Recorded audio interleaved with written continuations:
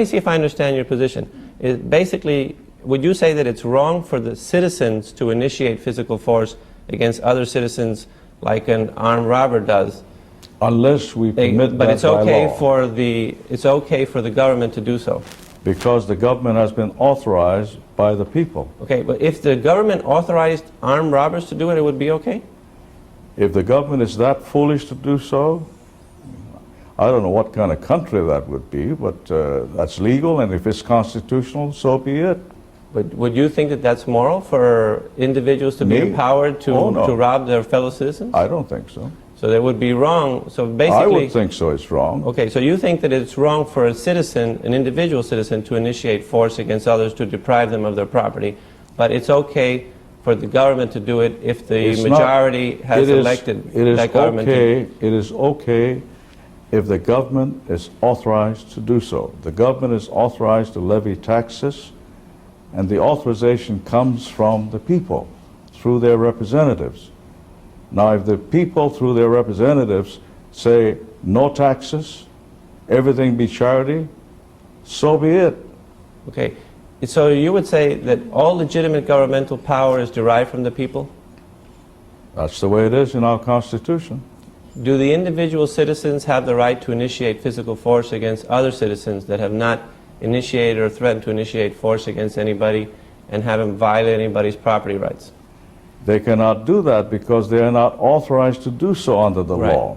So individual citizens don't have that right. If they don't have the right to initiate physical force against other citizens, could they have properly delegated that right to the government? Oh yes, they do so right now. Can you properly delegate a right that you do not have? You can give the right to their representatives to make laws that will authorize or make prohibitive certain activities. So you think that you can delegate absolutely. a right that you don't have? You can properly delegate a right that you don't have? You cannot tax your neighbor, but you can authorize me as your senator to vote for a program that will tax your neighbor. Okay, so if you say that a person can properly delegate a right that they do not have, is that correct?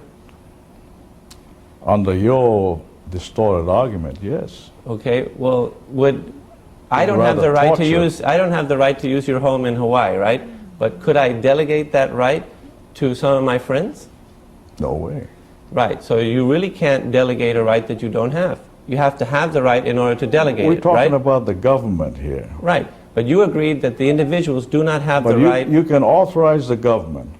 Right, but did you agree? Take over my residence. Okay, but did you agree that the individuals did not have the right to initiate force against the other individuals? They don't have that right. No. So, although some people think they do. Then they could not have delegated that right if they didn't have it. They would delegate authority to us, their representatives, to make laws in their best interest. So even if they don't have the right, they can delegate it to somebody else. To make laws that might do that. So then you think that you can actually delegate a right that you do not have. I don't know why you use this tortured route. Well, you know what I'm saying. Well, I'm trying, it's interesting to me how it is that the agent can have more power than the principal. If the principals are the people, and the source comes from the people, and the individuals do not have the right to initiate force against others, I would suppose... As individuals? Well, if they get together, then all of a sudden they have the right? If they authorize the government to do so, yes. Well, if they authorize the government to enter into a war and kill people, that's a right. Well, where does this right come from if it doesn't come from the people? The people through the Constitution. Well, the Constitution was made by the people, right? That's right. So then, the people are the source of all legitimate power. So if the people did not have the right to initiate physical force against anybody, then I don't know where we're getting. Well, it seems like there's a contradiction there as far as if you say that all legitimate governmental power is derived from the people. You agree that the individual citizens do not have the right to initiate force against other citizens, then it would seem clear that they cannot delegate that right to the government. Why don't we just leave it this way? We disagree.